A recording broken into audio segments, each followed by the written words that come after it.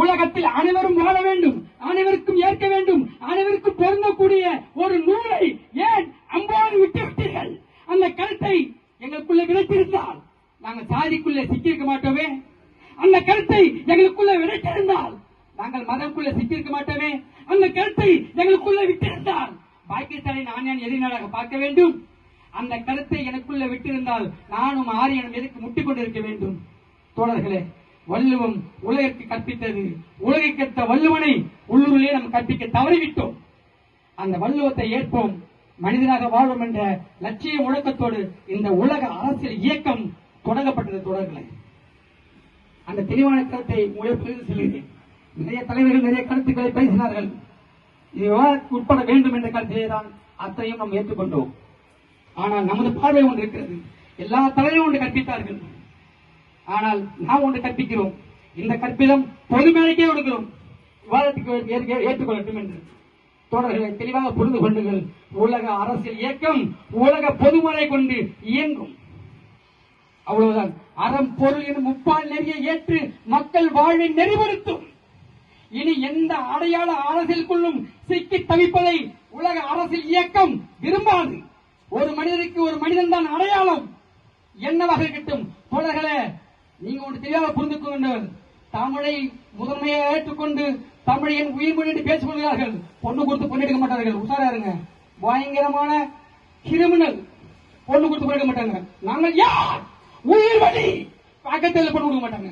இந்த சிக்கல் இருக்குது. இப்ப மனித தன்மை உணர்த்துவது இருக்கிறது. வள்ளுவனை ஏற்றுக்கொள்வார்கள். எப்படி? 2000 ஆண்டுகளுக்கு முன்பாகவே தமிழில் திருக்குறள் எழுதப்பட்டது.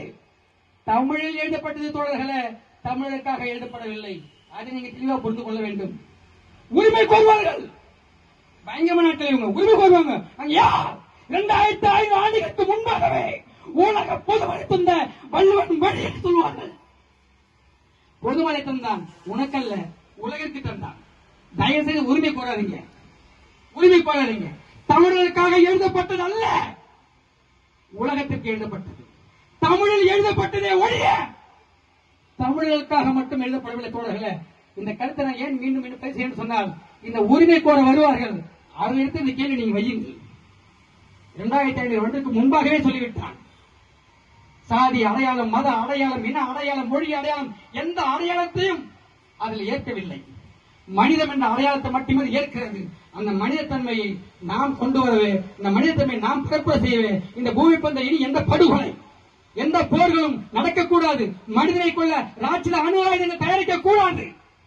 பிறந்தவன் வாழ்ந்துவிட்டு போகட்டும், முடிந்தால் வாழவை, இல்லையே அமைதியாக வேடிக்கை பார், எந்த பிரச்சனையும் இல்லை. அவனை கொல்லுகிற அதிகாரம் இனி யாருக்கும் இல்லை என்ற கருத்தை நாம் பதிவு செய்கிறோம். தோழர்களே, நீங்க தைரியமாக நில்லுங்கள்.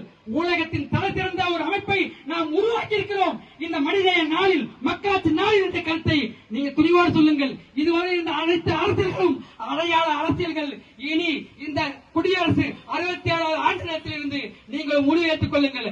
அனைத்து அடையாளங்களும் தூக்கி எறிந்து மாணவியலை கற்பிப்பதே உலக அரசியல் இயக்கத்தின் முதன்மை பணி.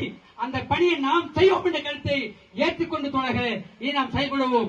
இந்த பொதுக்குழுவிற்கு வருகை தந்து எங்களை வாழ்த்துறை அமைத்து இந்த இயக்கம் மென்மேலும் வளர வேண்டும் என்று கூறிய அனைத்து பெரியவர்களுக்கும் தோழர்களுக்கும் எங்கள் முனமார்ந்த நன்றியை தெரிவித்துக் கொண்டு, எங்கள் அழைப்பை ஏற்று நம்ம தோழர்கள் வந்திருக்கிற அனைத்து தோழர்களுக்கும் எங்கள் வாழ்த்துக்களை தெரிவித்துக் கொண்டு இந்த பொதுக்குழுவை சிறப்புரையை இத்தோடு முடித்துக் கொள்ள தோழர்களே, நன்றி, வணக்கம்.